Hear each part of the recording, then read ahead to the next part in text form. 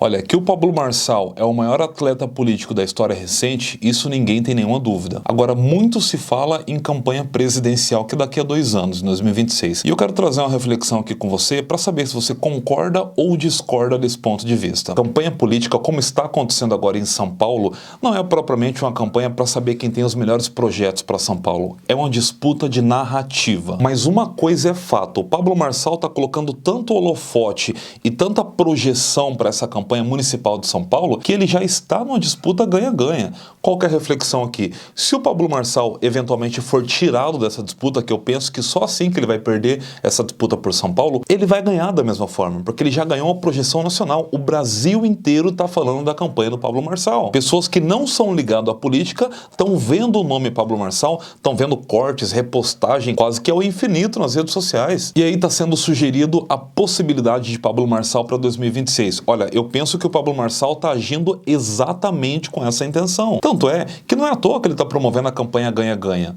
Se ele sair, se ele for tirado, melhor dizendo, dessa candidatura e não puder disputar, olha a onda Pablo Marçal como está. Ela está a nível Brasil, quer queiramos, quer não. E qual que é o conflito atual? A disputa pela liderança da direita no Brasil. É exatamente isso que está em jogo agora. Bolsonaro está perdendo muita popularidade em São Paulo e ele está tendo que contra-atacar de alguma forma. Tanto é que, no momento que eu gravo o vídeo para você, eles estão em conflito. O Pablo Marçal e o Bolsonaro. E olha, para ser sincero para você, eu penso que essa fatura já foi liquidada. Eu penso que São Paulo já tem um novo prefeito, o nome dele é Pablo Marçal. Não tem como ser diferente com base no que a gente tem visto. A escala de evolução no curto período de tempo, cara, ela é histórica. Só que desse ponto em diante, eu quero colocar à tona a reflexão dos candidatos a presidente, os presidenciáveis. A gente tem o Caiado, que é uma possibilidade que está sendo levantada. A gente tem também o Ratinho Júnior, que é aqui do Paraná. Eu tô aqui em Colombo, no Paraná, só para efeito de curiosidade, tá? A gente tem o Tarcísio em São Paulo e o Romeu Zema em Minas Gerais. São os nomes mais citados como possíveis pré-candidatos à presidência. Agora, o que não está sendo refletido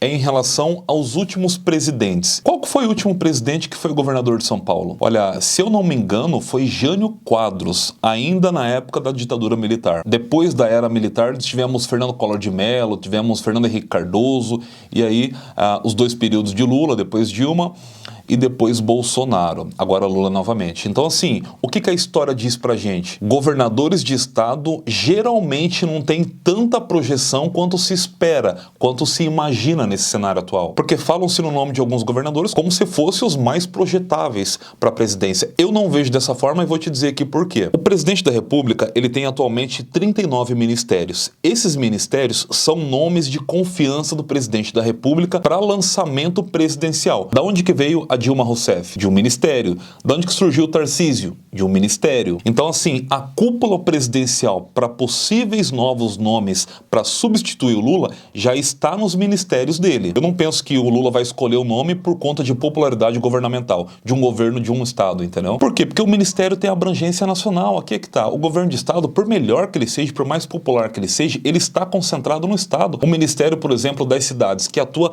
a nível nacional.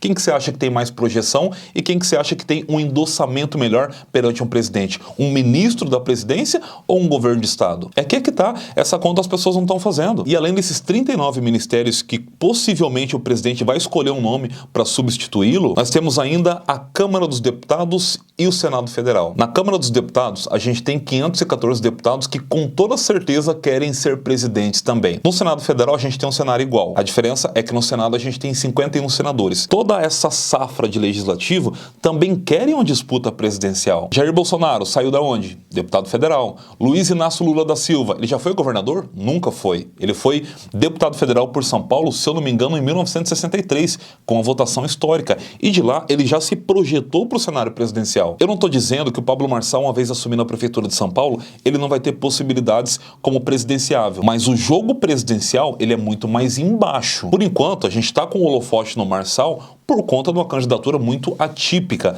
de uma campanha muito abrangente e que está atingindo o Brasil inteiro. Isso é ótimo para o Pablo Marçal. É por isso que eu fiz referência ao ganha-ganha. De nenhuma forma daqui para frente ele perde. De nenhuma. Agora, precisa se construir um arranjo para poder ter uma disputa presidenciável. O Pablo Marçal ainda não tem esse arranjo. Ele está tentando fazer frente na direita no Brasil para poder ter o nome estabelecido.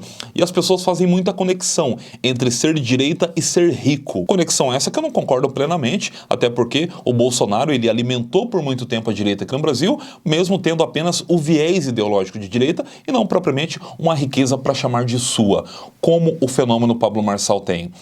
Então, Pablo Marçal ele tem mais atributos para poder contribuir com a direita, tem mais argumentos para poder defender sua posição em relação à riqueza, em relação ao conservadorismo. E isso está preocupando demais o bolsonarismo. Essa é a disputa agora. Se o Pablo Marçal ganhar essa disputa e for o líder absoluto da direita no Brasil, aí a gente tem uma redefinição de todo o desenho nacional para a presidência da República. Mas ainda assim, é um cenário muito embaçado da gente enxergar agora. Porque tem muita coisa em jogo para a presidência da República, tá? Ciro Gomes é um nome que ele vive falando que não quer mais presidência, só que ele está construindo um arranjo para 2026. Isso está muito claro e perceptível, só não enxerga quem não quiser ver. Romeu Zema está trabalhando com essa possibilidade. Ratinho Júnior aqui pelo Paraná está com certeza trabalhando por essa possibilidade também. Assim como o Caiado, obviamente, o Lula a gente não sabe se ele vai tentar continuar ou se ele vai projetar um nome novamente, como ele fez com a Dilma Rousseff. O próprio Bolsonaro agora está muito indeciso em relação a isso aí, porque claramente não tem nenhum nome que o Bolsonaro está apoiando que tenha projeção a nível nacional, como está sendo construído o nome Pablo Marçal através da Prefeitura de São Paulo. Eu espero que o Pablo Marçal tenha aprendido com os erros do João Dória, porque ele está seguindo exatamente o mesmo caminho, a mesma trajetória. Só que o Dória, ele foi muito precipitado. O problema do Dória foi não aceitar perder. O Dória não aceitou que o nome dele não fosse um nome presidenciável no ano que ele queria que fosse. E isso fez ele desistir da carreira política.